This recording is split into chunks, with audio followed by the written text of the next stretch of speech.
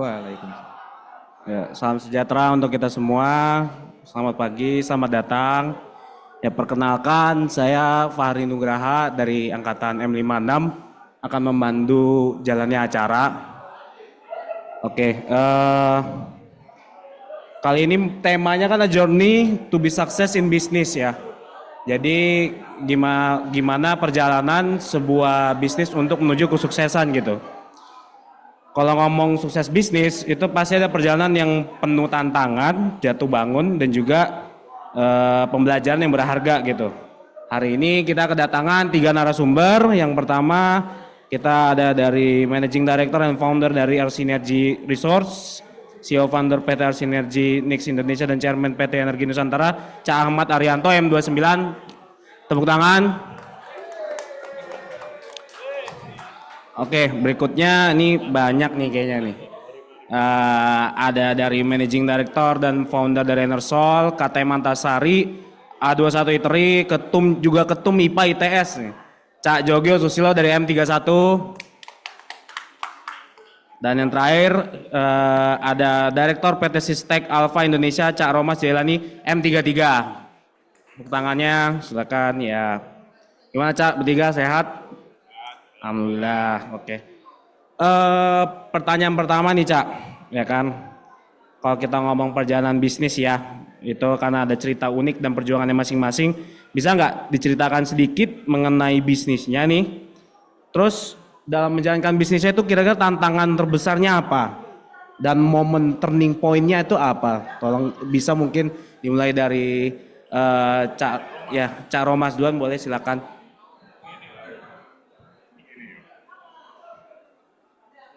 Siang. Ya, selamat siang semuanya. Nama saya Romas. Bidang bisnis yang kita lakukan hari ini adalah condition monitoring, jadi untuk vibrasi monitoring khususnya. Bisnis ini sudah kita mulai sejak 2005, jadi lebih kurang 20 tahun yang lalu. Dan itu mulai dari satu orang. Kebetulan saya sendiri di sini yang mulai dari awal. Sebelumnya kerja di perusahaan asing di SKF, itu di bearing, cuman khususnya tetap di condition monitoring. Tantangan utama kita sebagai engineer di mesin ITS adalah bahwa kemampuan manajemen kita masih meraba-raba pada saat kita mulai. Jadi kita mulainya lebih kepada ya insting saja sebenarnya. Setelah sekian lama baru kita mulai mempelajari manajemennya, gimana cara kelola perusahaan, cash flow, dan investasi lainnya. Pertanyaan kedua tadi apa? Belum, pertanyaan pertama. Ya kan, jadi memang kita sebagai engineer kadang ilmu manajemennya kan kurang ya Cak ya gitu. Kita fokusnya ke teknikannya ya. Jadi itu salah satu challenge juga, mungkin kita bisa belajar mungkin dari nol keuangannya, marketingnya gitu ya Cak ya. Terus kalau buat Cak Romas nih, saya pengen tanya perihal masalah gimana cara build team ya kan, karena kan bagian di services berarti ya Cak ya. Di vibratornya tadi itu gimana cara bisa nge-build team untuk bisa memberikan pelayanan yang terbaik tuh untuk customer. Karena ngelihat bisnis Cak Romas ini kan butuh SDM yang expertise nih dalam dunia engineering. Ya betul. Salah satu tantangan utama adalah membangun tim, terutama tim teknikal yang kuat di bidang ini. Kita perusahaan yang bukan perusahaan besar, jadi pada tantangan utama adalah setelah kita training berapa tahun, 1-2 tahun diambil atau dibajak sama beberapa perusahaan lainnya. Jadi ya itu tantangan utamanya Mas. Jadi untuk tantangan utama untuk si engineer kita itu kompetensinya yang paling penting kita lakukan, dan di perusahaan kita lakukannya di tempat prinsipal kita. Jadi semua engineer kita itu adalah certified daripada pabrik dan mereka punya kompetensi untuk memberikan servis ke beberapa customer kita. Dan sampai hari ini customer kita bukan hanya di Indonesia, tapi kita juga support beberapa project di luar dengan kemampuan orang Indonesia kita sendiri. Jadi engineer kita itu kita berdayakan sampai ke Thailand, sampai ke Vietnam, dan sampai ke Singapura. Ini 3 negara yang selama ini kita support untuk engineer kita. Gitu Pak. Berarti ngelihat dari expertise seperti itu, berarti kan kita lihat SDM-nya sebagai aset banget nih Cak ya. Karena dia harus diajarkan, diinvestasikan juga untuk lebih expert untuk di bidangnya begitu kan. Betul, dan kebetulan di sini bidang yang kita tekunin ini sangat niche market, jadi sangat spesial untuk vibrasi monitoring di Indonesia. Mungkin nggak terlalu banyak ada perusahaan yang fokus di sini. Jadi benar-benar kompetensinya harus tinggi di sini. Nah, Ya. Oke, kita geser dulu kali ya, kita tanya ke Cak Arianto nih, ya kan. Mungkin Cak Arianto bisa cerita juga sedikit mengenai bisnisnya di RC Gas ini, terus tantangan dan tantangannya itu seperti apa gitu di industrinya. Oke, mungkin saya ngasih ini dulu ya, teman-teman mesin yang kira-kira masih mau nyimak agak maju aja, biar ngisi kosongan nanti kita bisa Ya ngobrol. bisa jadi buat teman-teman mesin Ya, yang ingin oke. menyimak bisa isi aja nggak apa-apa nih di round table-nya Yang gitu. Terima depan. kasih. Oke, standar mesin nih. Oke, mengenai bisnis, saya sebenarnya dulu bekerja. Jadi tahun 2003 saya memutuskan keluar karena saya dapat ada satu project. Itu kebetulan teman nawarin ada satu project, nilainya 1,8. Nah, dia ngasih project dan dia ngasih modal gitu pinjam. Jadi kalau latar belakangnya itu dulu kira-kira dulu itu saya itu membuild up networking sama trust. Jadi salah satu hasil dari build networking sama trust itu mereka teman saya ini memberikan satu project yaitu refurbish kompartemen gas turbine frame 7. Lokasi di Priok mau direlokasi ke Pemaron, Bali. Jadi itu saya handle cuman berdua sama istri saya. Ada hire satu orang untuk manage kerjaan kayak mandornya gitu ya. Kita jalanin 7 bulan proyek selesai. Profit yang saya dapatkan waktu itu 800 juta. Saat itu saya bilang ke istri saya, saya udah dapat nih 800 juta. Boleh nggak saya keluar dari kerjaan? Waktu itu saya umur 35, jadi memang dari dulu, dari awal saya tuh ingin usaha. Cuman momentum itu baru muncul pada saat itu. Dari situ istri saya setuju, karena dulu waktu saya kerja saya pernah juga nyambil dapat 200 juta, saya minta izin untuk keluar, istri saya belum membolehkan, gitu loh. Belum cukup caranya, ya wis. Jadi pada saat ada kut 800 juta, dia mengizinkan. Itu 2003 Agustus saya keluar. Keluar itu, saya belum punya bayangan mau ngapain tuh. Jadi kerjanya di rumah itu nonton DVD, liburan, uang 800 juta itu berkurang tinggal berapa lah gitu.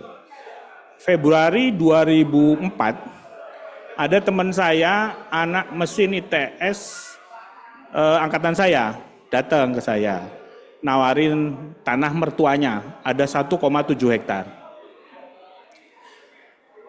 Saya berpikirnya ngajak kerjasama, itu nilainya 7 miliar tuh, kayak gitu. Nah saya bilang kita kerjasama ya Pak, saya bilang.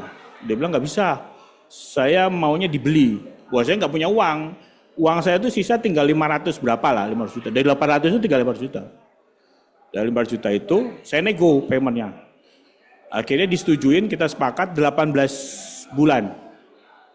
16 bulan dealnya. Udah deal tuh. Dari 500 juta, 250 juta kasih DP, tinggal 250 juta. Udah tuh bangun, saya belum pernah bisnis perumahan tuh. Buat perumahan, namanya Cirende Residen. Kebetulan salah satu pembeli rumah itu nih Cak Jogyo. Cak Jogyo ini tinggal sekarang di situ sampai sekarang nih, Cirende Residen. Itu total 48 unit tuh. Singkat cerita, Ya saya ngurus IPR sendiri, anu sendirilah. Itu dalam 10 bulan dari sejak launching sampai habis itu cuma 10 bulan. Setelah itu ada yang ngajakin kerjasama buat satu company Maxima Pro Corpora itu oil and gas services, yaitu ada cerita sendiri ya. Nah singkat cerita karena saya kan mencantumkan 3 perusahaan nih di ini. Nah waktu itu 2006 ada yang datang ke saya. Itu anak ITS, Teknik Kimia. Namanya Pak Sarjono sama Pak Bambang. Ngajak saya untuk set up LPG plant, pabrik LPG dengan gas, feed gasnya dari waktu itu masih Codeco operator. Jadi oil and gas company blok. Dia nawarin ada ide, pokoknya nanti ambil gas, kita kontrak, kita ekstrak LPG kondensat. Mereka kan teknik kimia nih. Nah saya sama Pak Sarjono diminta, Cak, sampean telepon Pak Sunario Suhadi. Saya nggak kenal, Saudara Suhadi kan teknik kimia. Ajakan join. Ya wes, tak telepon. Aku telepon. Kan kalau Sunario Suhadi mungkin teman-teman ITS jauh lebih kenal dia lah dibanding saya. Saya telepon, Cak, join Kak. Opo, gini. Oh ya wes join. Udah kita join berempat tuh. Itu dari scratch itu, masih ide bangun LPG plant tuh. 2006 kita ini gua negosiasi dapat kontrak gas dari Pertamina EP itu 2007, nyari finansial akhirnya kita dapat dari waktu itu masih BII, belum Maybank. BII itu komit tuh sekitar 15 juta. Masih kurang, total investasi itu 35 juta dolar. Akhirnya kita dapat dari Exim Malaysia, Club Deal. Dari Exim. Nah, jadi financial close kita bangun LPG plant pertama kita itu 2007 itu 40 mm. Nah, perjalanan kita dapat kontrak juga dari PLN. PLN Muara Tawar itu ada 12 kompresor akhirnya. Kita PLN Motor PJB sama PLN Muara Tawar 12, terus ada lagi dari Muara Karang kita dapat. Terus tahun 2009 singkat cerita kita bangun lagi LPG plant 100 mm. Jadi total kapasitas LPG plant kita itu 140 mm. Swasta terbesar kita untuk LPG plant. Nah di 2010 setelah udah konstruksi LPG plant 2, saya ya di dalam company saya ada ada satu hal lah yang nggak ini. Saya itu stay away. 2010 saya buat satu company baru lagi dari berempat yang saya ajak cuman Pak Sunario Suhadi. Ya. Kita buat company awalnya itu kita namanya Petrostar Energy. Dari situ kita pertama bisnis kita itu kapal isap timah. Jadi kita beli kapal isap untuk beroperasi di PT Timah. Dalam perjalanan kita beli lagi 2, jadi ada 3 kita akhirnya. Nah dalam perjalanan 3 itu terus datanya Timah lama-lama nggak akurat sehingga produksi kita semakin lama masih turun. Akhirnya di tahun berapa sih lupa tuh akhirnya kita jual-jual 3. Nah kita udah yang kapal Timah udah ada juga PLTA, kita juga akhirnya jual ke Tamaris. Terus 2011 kita udah mulai ada satu potensi project untuk LPG, tapi gasnya dari Petronas. Dari Petrogas. Ya, jadi itu yang kita akhirnya Synergy Resources ini. Kita bangun LPG. Nah karena gasnya dari Petronas, kita bangun LPG kapasitas 40 mm sampai 50 mm. Nah, mulai beroperasi 2016 kita berproduksi. Karena kita gasnya dari Petronas, kita tidak ada kewajiban menjual LPG-nya ke Pertamina. Kalau yang company yang INP itu karena gasnya dari Pertamina kita harus jual ke Pertamina. Nah di 2024 kemarin kita set up satu company lagi, Arsinix ini retail.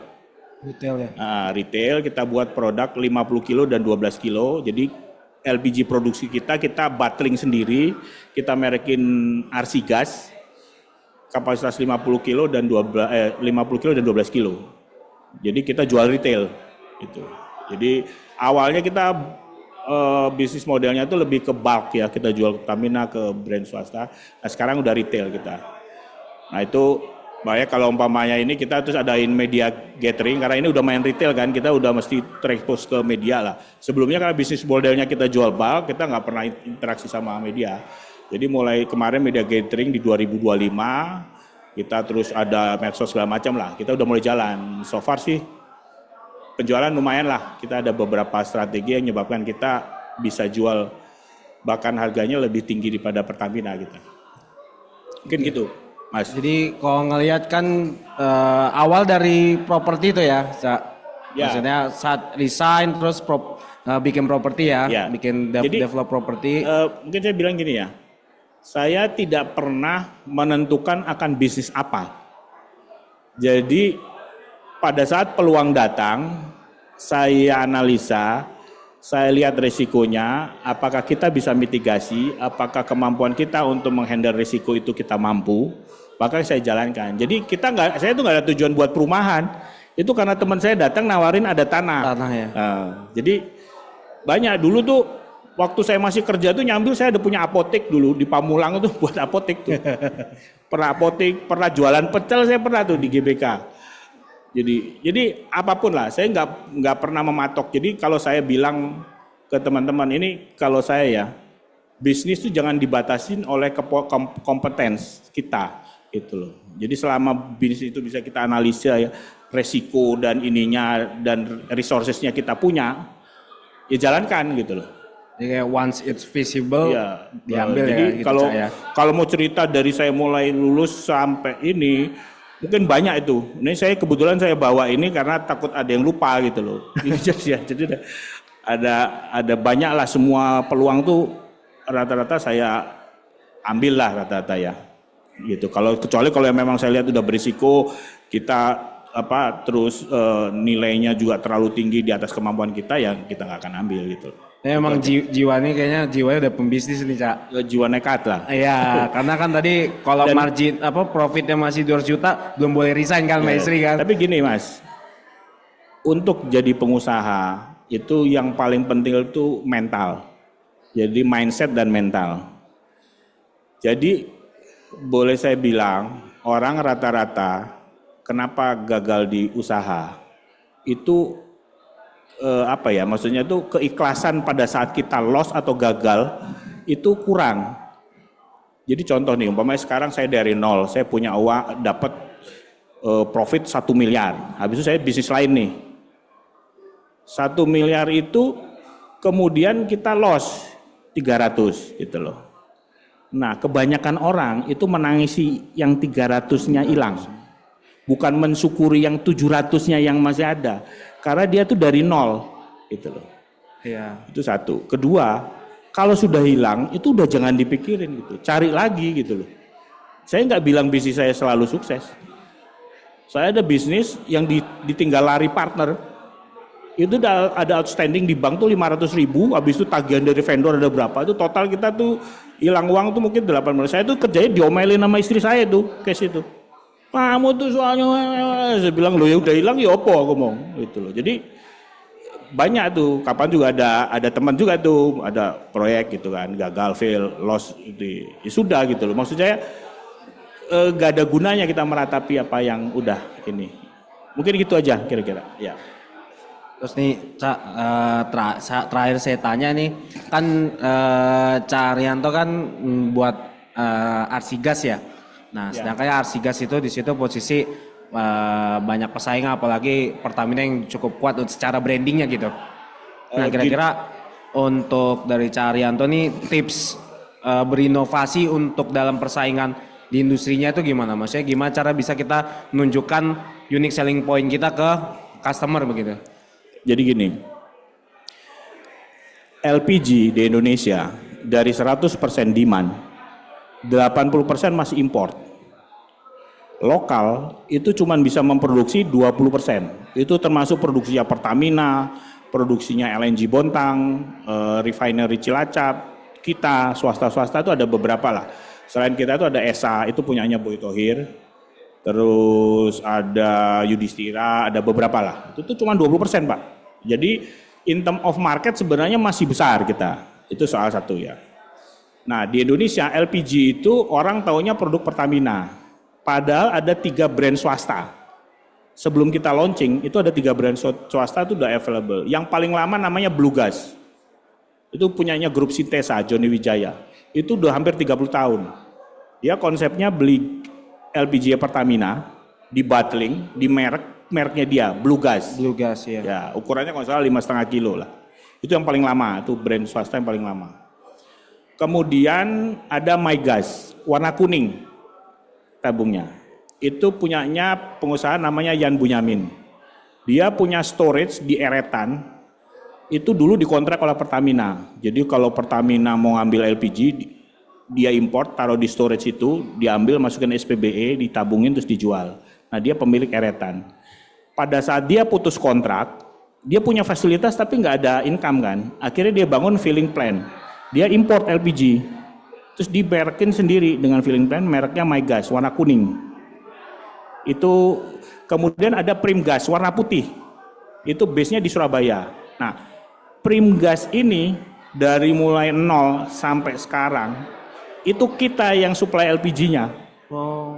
Jadi dia besar itu dari kita, Primgas, Jawa Timur tuh. Jadi dulu bisnis model kita tuh nggak pernah berpikiran untuk retail, kita jual bulk tuh, Pertamina kemana gitu. Jadi karena pada saat itu belum ada swasta yang bisa menyerap LPG sebesar itu, karena kita produksi itu 190 ton per hari. Itu. Awalnya tuh kita ramp up tuh, si Primgas tuh beli dari berapa ton, hampir sekarang tuh dia sekitar 100 ton per hari dia beli dari kita. Nah, kita baru, karena kita hitung-hitung, margin di retail itu besar gitu loh. Makanya kita terus memutuskan buat filling plant dan retail, itu partner sama Jepang. Itu Nix Capital di Jepang. Jadi kita buat joint venture company, namanya RC Energy Nix Indonesia. Itu kita bangun filling plant next to our LPG plant ya, jadi sebelahan. Jadi langsung pakai pipa masuk ke ke storage 20 ton, habis itu di filling plant masuk ke carousel lah untuk yang 12 kilo sama 50 kilo. Oke, sebelum kita launching, kita ngadain market survey. Di pasar, orang taunya LPG itu komoditas. Dia taunya itu kalau umpamanya beli habis, dia beli lagi. Dia nggak tahu tuh. Padahal di dalam tabung pada saat kita beli habis itu dikembalikan itu masih ada sisa. Itu pasti masih ada sisa. Dari setengah kilo, 1 kilo, dari 12 kilo itu pasti ada sisa. Itu satu. Kedua, banyak komplain soal ketepatan pengiriman. Sehingga orang-orang itu kalau umpamanya pakai 5 karena suka ada keterlambatan, dia nambah stok. Jadi 7 dia, which is 2 ini standby in case ada keterlambatan gitu loh.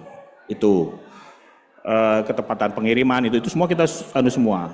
Akhirnya kita olah, kita desain merek kita, ini ada marketing kita lah, marketing consulting kita. Jadi akhirnya kita putusin event tagline kita itu akhirnya pakai gas yang benar. Kita buat pola setiap kali pengiriman ke customer kita timbang. Pada saat kita ambil, kita timbang lagi. Jadi umpamanya 12 kilo ada sisa 1 kilo. 1 kilo itu langsung masuk. Jadi kita develop aplikasi dari si pemilik itu. Jadi kalau ada sisa itu masuk sebagai poin. Istilah kita gas back. Gas back ya. Gas back. Jadi umpamanya sekarang orang pakai 12 kilo, dia cuma pakai 10 kilo umpamanya kan. Ya dia bayar senilai 10 kilo karena itu jadi pengurang dari pembelian berikutnya gitu. Jadi makanya kita bilang gas yang benar. Kalau yang lain kayak Pertamina beli 12 kilo, dia bayar 12 kilo. Walaupun dia pakai cuma 11 kilo, ya dia bayar 12 kilo gitu. Sehingga dengan posisi strategi marketing kayak gitu, itu overall dalam sebulan itu kita bisa saving. Pengalaman kita setelah launching segala macam itu satu industri itu bisa saving 20-30%.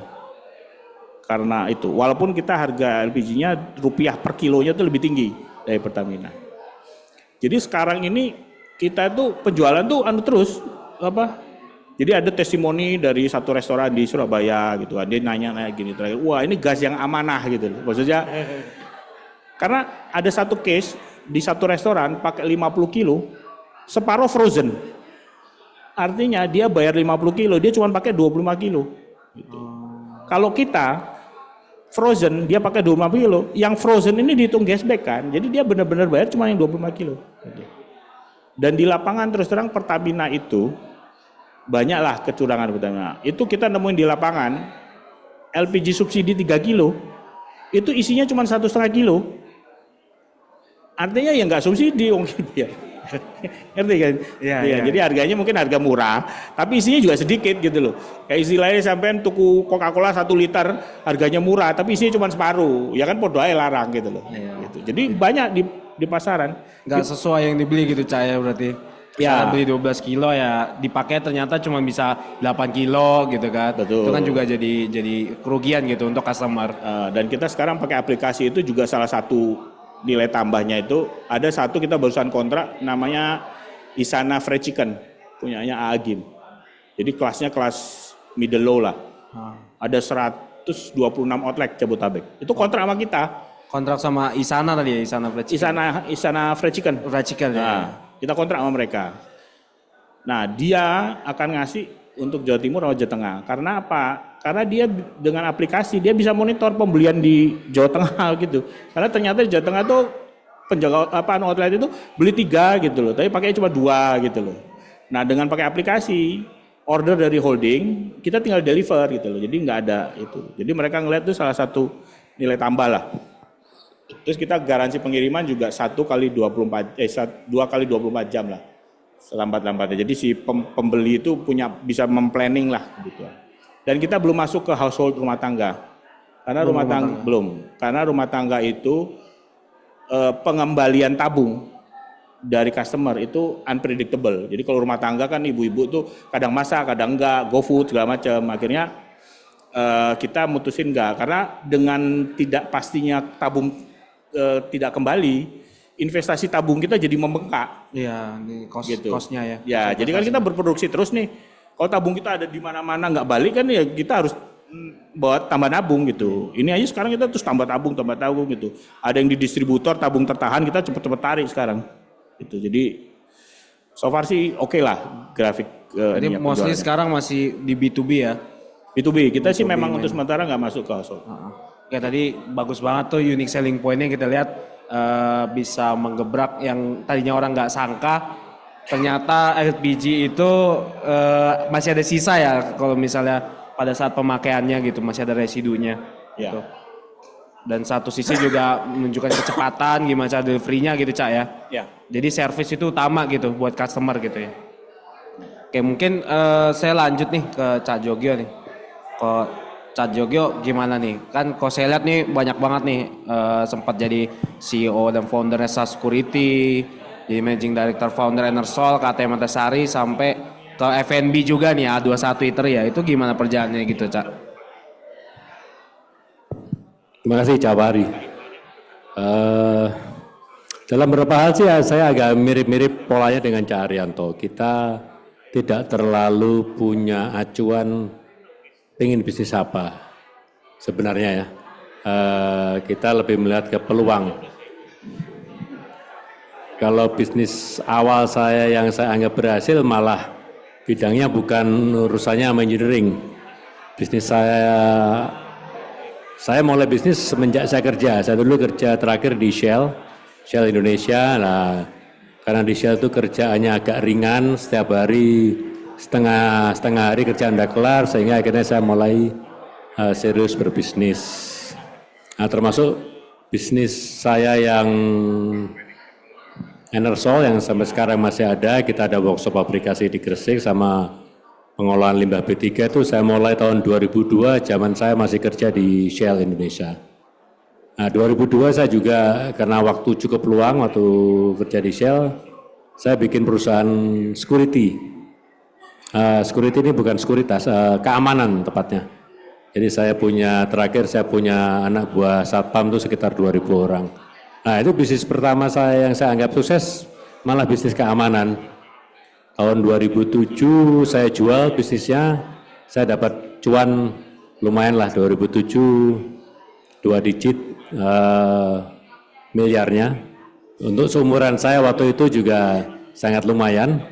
Nah kemudian saya fokus untuk yang Enersol. Tapi sebenarnya ya kiri kanan sama, kalau ada peluang kita selalu evaluasi dan kalau memang kita anggap menarik dan punya resource mengerjakan kita kerjakan juga, termasuk juga ada properti,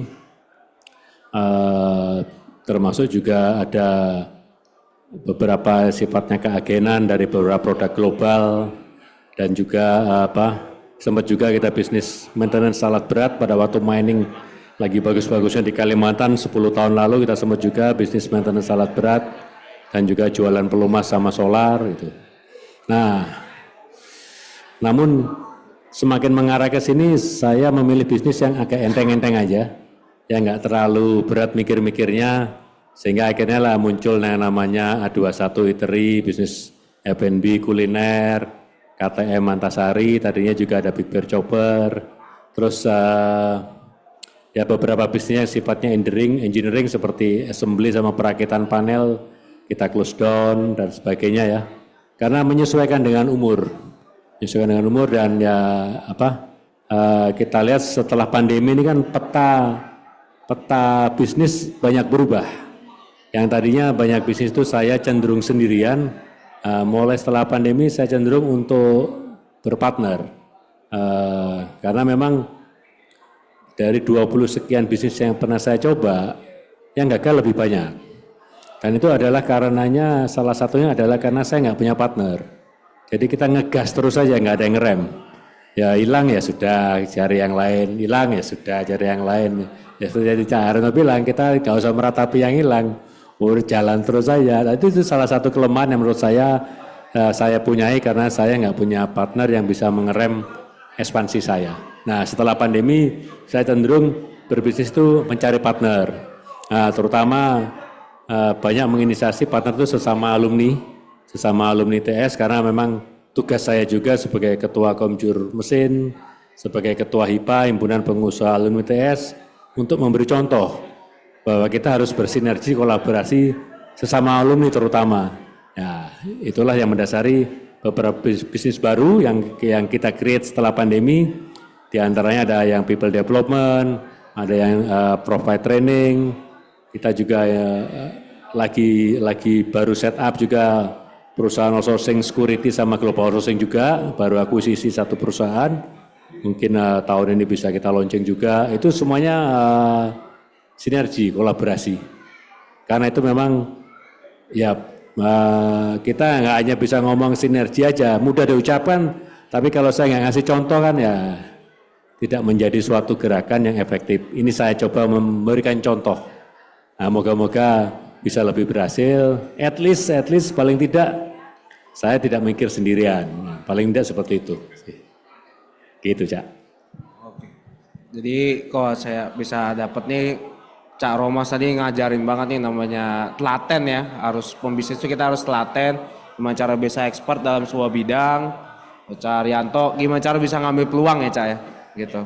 Nah, Coach Jogyo ini lumayan gimana cara bisa bersinergi gitu kan, kolaborasi dengan pembisnis yang lainnya gitu. Tentunya juga berjejaring gitu. Mungkin bisa ada mungkin yang kita ke sesi tanya jawab. Kalau ada yang pertanyaan bisa langsung ke pertanyaannya ke siapa? Mungkin Cak Daning yang punya pertanyaan seputar bisnis atau entrepreneurship bisa langsung angkat tangan. Nanti kita antar mic-nya untuk memberikan pertanyaan. Asik sendiri sama angkatan itu. Cak Latif mau tanya? Oke, boleh. Silakan Cak Latif. Kita pause aja Cak. Ya, izin tanya, terima kasih pada Cak Haryanto, Cak Romas, dan Cak Jogyo yang tadi memberikan insight dari masing-masing perspektif bisnisnya. Mungkin saya tertarik pada Cak Haryanto ya, karena memang relatif bisnis saya juga ikutnya tuh berbanding, saya struggle bukan melawan BUMN. Apa yang dilakukan BUMN, kita mencoba untuk muncul di tengah apa yang mereka sudah miliki secara sumber daya.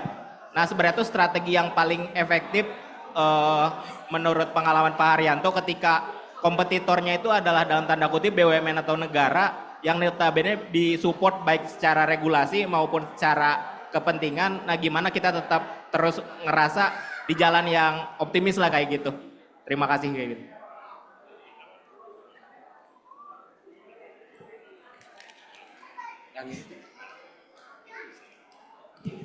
Halo. Tadi bisnisnya apa? Pupuk. Oh, maksudnya pupuk swasta? Ya, pupuk swasta. Oke. Sedangkan yang beredar adalah pupuk subsidi dari pupuk pemerintah. Sehingga harganya udah beda gitu. Gini ya, jadi kalau bisnis itu kan ada yang bisnis ke free market, ada yang bisnis regulated by government. Jadi kalau saya termasuk sebenarnya pada saat setup company-nya, maksudnya mulai bisnisnya itu regulated. Tapi once kita masuk ke market, produk kita itu udah free market. Maksudnya kita akan buat strategi sendiri untuk bersaing terhadap produk yang ada. Kalau pupuk itu very regulated gitu loh. Maksudnya itu even harga gas sebagai bahan baku pupuk itu regulated by government. Jadi memang agak susah. Jadi saya sih nggak bisa ngasih advice tertentu ya, tapi harus benar-benar di mapping gitu loh. Yang jelas sih kalau sebisa mungkin pada saat bisnis itu at least itu punya target sebagai captive market dulu sebelum mengembangkan. Istilahnya jadi bread and butternya dulu gitu. Jadi jangan sampai ada orang sering gini, dia set up bisnis, dia berpikiran bakal laku gitu kan. Ternyata kenyataannya tidak semudah itu, sehingga pada saat periode awal itu kan kayak istilahnya bakar duit lah. At the end itu akan collapse gitu pada saat kemampuan keuangannya tidak mencukupi gitu. Jadi kalau pupuk itu umpamanya Mas pabriknya di lokasi mana gitu kan. Kalau bisa kan ya ada teori bahwa produk sebisa mungkin sedekat mungkin dengan market gitu. Jadi kalau itu yang bisa itu dulu lah gitu kan. Nah biasanya tuh dari situ mungkin word of mouth lah, dari sini ternyata kita kan kalau udah ngomong produk itu kan ada produk soal kualitas dari produk gitu. Kalau sekarang punya keunggulan daripada yang lain, pupuk saya ini bisa membuat produk panen lebih sering daripada yang lain umpamanya. Nah itu kan kita bisa stated, tapi kan harus ada testimoni, harus ada kesaksian dari pemakai gitu. Karena kalau cuma ngomong bahwa kita ini kan dianggap ya namanya jualan ya gitu loh. Jadi mungkin itu gitu. Jadi memang ada hal yang harus kita persiapkan pada saat kita akan mulai bisnis gitu. Jadi semuanya sudah kita mapping, kemampuan, risiko semua. Nah risiko yang kita assess itu apa aja, itu usahakan kita udah mempersiapkan mitigasinya gitu loh. Memang at the end itu kalau pada saat totally gagal, nah di ujung pada saat gagal itu yang saya bilang mental tuh harus siap. Jadi ya udah gagal sampai nol pun kalau memang mental nggak siap, ya udah jadinya tuh kayak stres sendirian gitu loh. Tapi kalau mental udah kuat, sudah jatuh pun bisa bangkit lah gitu loh. Jadi mungkin itu aja yang saya bisa kasih gambaran. Terjawab? Kalau belum terjawab nanti ya. Oke, luar biasa sekali ya, banyak insight berharga yang bisa kita ambil dari narasumber hari ini. Mulai dari pentingnya ketekunan, membangun relasi, inovasi hingga keberanian mengambil resiko, itu yang bisa kita dapat lah dari Cak Romas, Cak Jogyo, dan Cak Haryanto gitu. Saya ucapkan terima kasih kepada narasumber. Semoga kisah dan pengalaman yang dibagikan hari ini bisa menjadi inspirasi buat kita semua, terutama bagi alumni yang sedang merintis atau mempertimbangkan terjun ke dunia bisnis. Oke, saya akhiri sesi talk show kali ini. Mohon maaf bila ada salah kata. Wassalamualaikum warahmatullahi wabarakatuh. Waalaikumsalam warahmatullahi wabarakatuh. Mari kita berikan tepuk tangan yang meriah untuk sesi bincang acara kali ini.